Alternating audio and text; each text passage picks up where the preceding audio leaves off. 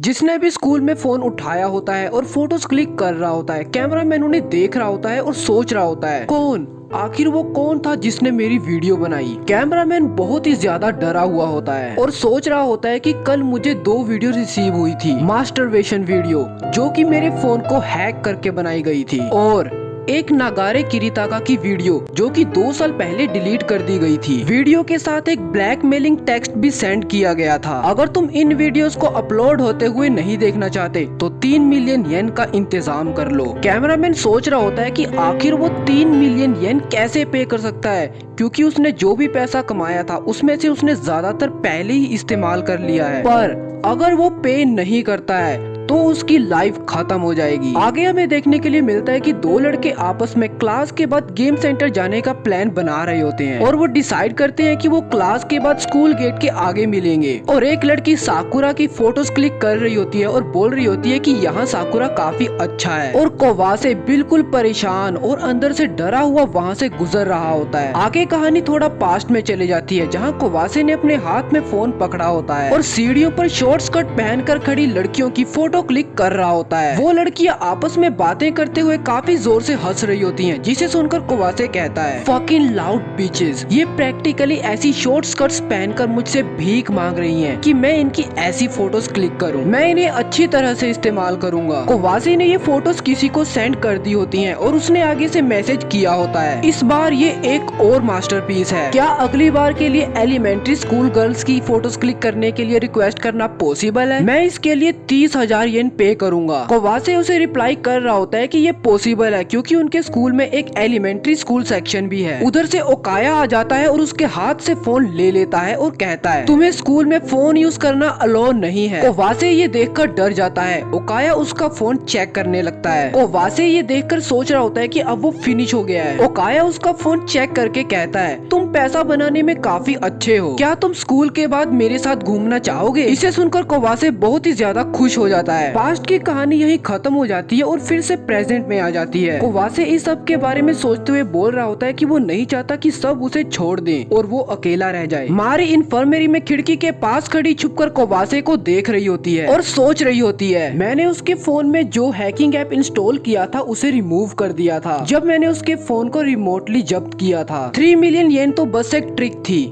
मैं तो उसे बस वो सेम पेन महसूस करवाना चाहती थी जो कि उसके विक्टिम्स ने महसूस किया था। अगर मैं कोवासे को एक सोशल डेथ देना चाहती तो उसने अपने पीछे जो भी एविडेंसेस छोड़े थे उनमें से सबसे बढ़िया एविडेंसेस को पिक किया जा सकता था। मैं उसे तुरंत कर सकती हूँ, पर वो बस रिवेंज के बराबर ही होगा। कंडेमनेशन अब शुरू होती है। मारी खिड़की से कोवासे को जाते हुए देख रही होती है, पर अचानक ही किसी को देखकर उसे ऐसा लगता है जैसे वहाँ किरीताका जा रहा है, पर बाद में उसे पता चल जाता है कि ये तो कोई और है और वो फिर से निराश हो जाती है। तभी वहाँ याजिमा आ जाती है और कहती है एक्सक्यूज मी, क्या मैं आपको तंग कर रही हूँ? मारी खुशी के साथ उसकी ओर देखती है और कहती है कि वो उसे तंग नहीं कर रही है। अगले पैनल में हमें देखने के लिए मिलता है कि याजिमा बेड के ऊपर लेट गई होती है और मारी उसके ऊपर कंबल दे रही होती है और कहती है क्या तुम ठीक हो? ये पिलो कुछ ज्यादा ऊंचा तो नहीं है? याजिमा कहती है कि ये पिलो सही है। मारी कहती है याजिमा सान, एक परफेक्ट अटेंडेंस वाला आपके जैसा बच्चा अपने आप को बहुत ज्यादा पुश करता है और अपना ध्यान नहीं रखता। याजिमा कहती है मैं सरप्राइज्ड हूँ कि आपको ऐसी बात भी पता है। मारी ये सुनकर कहती है वेल,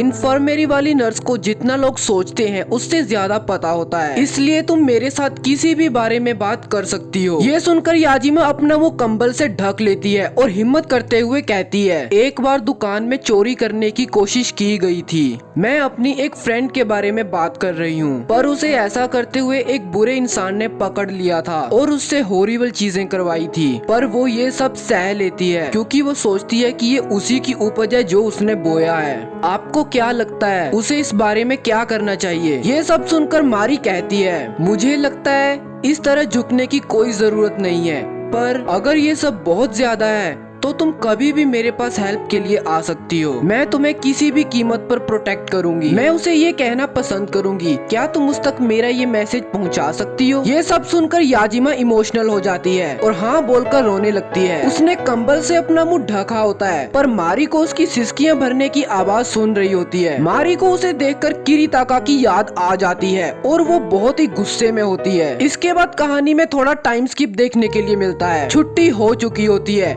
कोवासे चलते हुए ये सोच रहा होता है कि आखिर एक्चुअल कल्प्रिट कौन है। तभी वो रास्ते में आगे चल रही याजिमा को देखता है और उसे उसके नाम से बुलाता है। याजिमा कोवासे की आवाज सुनकर हैरान हो जाती है और रुक जाती है। कोवासे कहता है, मैं इस समय थोड़ा इरिटेटेड हूँ। याजिमा वहाँ खड़ी डर से कांप रही होती है। कोवासे आगे कहता है, मेरे पास आओ और मुझे कंफर्ट दो। याजिमा वहाँ खड़ी उस समय के बारे में सोचती है जब मारी ने उसे कहा था कि अगर ये बहुत ज्यादा हुआ तो तुम कभी भी मेरे पास मदद के लिए आ सकती हो, मैं तुम्हें हर हाल में प्रोटेक्ट करूंगी। और वहाँ से भाग जाती है। ये देखकर कोवासे के पैरों तले जमीन खिसक जाती है और वो पूरी तरह से शॉक्ड होता है और सोचता है, क्यों वो अक्सर बस कांपती है और उसी जगह फ्रीज हो जाती है। आखिर उसने आज ही भागना शुरू क्यों किया? क्यों? आगे हमें देखने के लिए मिलता है कि याजिमा भाग रही होती है और कोवासे उसे भागते हुए पकड़ लेता है और उसकी ओर कटर करते हुए कहता है, तो कल्प्रिट तुम हो। इसके बाद कहानी कोवासे के घर की ओर आ जाती है।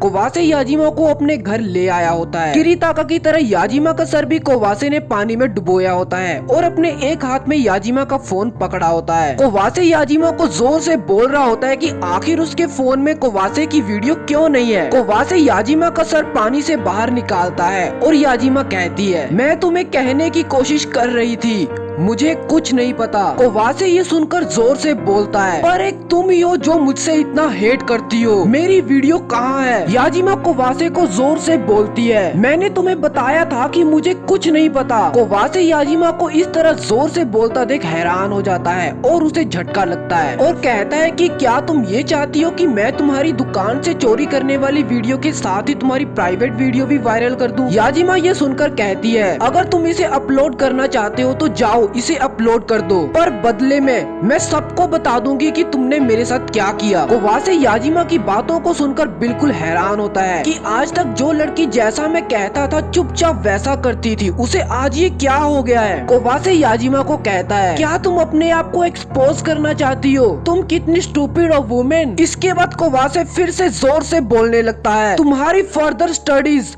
तुम्हारी नौकरी, वो सब इसके साथ चले जाएंगी। क्या तुम्हें डर नहीं लग रहा? याजिमा कहती है, मुझे लग रहा है, इसी कारण मैं ये सब सहन कर रही थी, पर तुम्हारी डिमांड्स को पूरा करते रहना और भी ज्यादा डरावना है। इसके बाद याजिमा जोर से चिल्लाते हुए कहती है, प्लीज कोवासे कुन, मेरी लाइफ से बाहर चले जाओ। कोवासे को ये सुनकर एक और झटका लगता है और वो दोनों हाथों से उसका सर पकड़कर फिर से पानी में डुबो देता है और बार बार शट अप बोलने लगता है। कोवासे पास्ट के बारे में सोचता है जहाँ ओकाया उसे बोल रहा होता है, अगर तुम फिर से पहले की तरह बन गए तो मैं भी पहले की तरह वापस बन सकता हूँ। ये सोचने के बाद कोवासे कहता है, वापस जाओ, फिर से पहले की तरह वापस बन जाओ याजिमा। पानी के अंदर याजिमा का दम घुट रहा होता है और वो अपना होश खो रही होती है। याजिमा मारी के बारे में सोचकर मदद मांग रही होती है। अगले पैनल में हमें देखने के लिए मिलता है कि मारी कोवासे को गले से पकड़कर याजिमा के पास से खींच लेती है। कोवासे मारी का स्कैरी फेस देखता है और उधर से मारी उसे बेहोश करने के लिए उसके गर्दन पर इंजेक्शन लगा देती है। याजिमा ने अपना सर पानी से बाहर निकाल लिया होता है और जोर जोर से सांस ले रही होती है और पीछे मुड़कर देखती है तो उसे वहाँ बस अंधेरे से भरा कमरा नजर आता है। आगे हमें देखने के लिए मिलता है कि कोवासे होश में आ रहा होता है पर वो पूरी तरह से होश में नहीं आया होता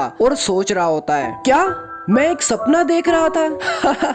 ऐसा ही होगा। ऐसा हो ही नहीं सकता कि याजिमा उस तरह मेरे खिलाफ चले जाए। मारिया सेंसे भी कभी वैसा स्कैरी फेस नहीं बनाएगी। ये सोचते हुए कोवासे हल्की सी खुली आंख से वहाँ लटक रहे एक नाइफ को देखता है और उसे देखकर वो पूरी तरह से होश में आ जाता है और कांप जाता है। कोवासे अपने लेफ्ट हैंड को मूव करने की कोशिश करता है लेकिन वो ऐसा नहीं कर पा रहा होता। कोवासे देखता है कि उसका हाथ तो बंधा हुआ है और वो नोटिस करता है कि उसके आगे मारी खड़ी हुई है और वो कह रही होती है, welcome to the penitentiary second year class C Kowase Tsubaki kun. और ये पैनल देखने में बहुत ही ज्यादा खतरनाक होता है। पेनिटेंशियरी एक तरह का प्रिजन होता है। कोवासे मारी को देखकर कहता है, सेंसे, और ऊपर से उसके सर पर पानी गिरने लगता है। कोवासे ऊपर देखता है और कहता है, पानी?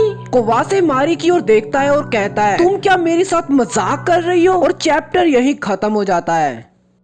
सो गाइस, आज का चैप्टर बस यहीं तक था। अगर आपने वीडियो को यहाँ तक देखा है तो भाई दिल से थैंक यू। अगर आपको मजा आया हो तो वीडियो को लाइक कर देना, चैनल को सब्सक्राइब कर देना, बेल नोटिफिकेशन को ऑन कर देना। बाकी मिलते हैं अगली वीडियो में, तब तक के लिए टेक केयर।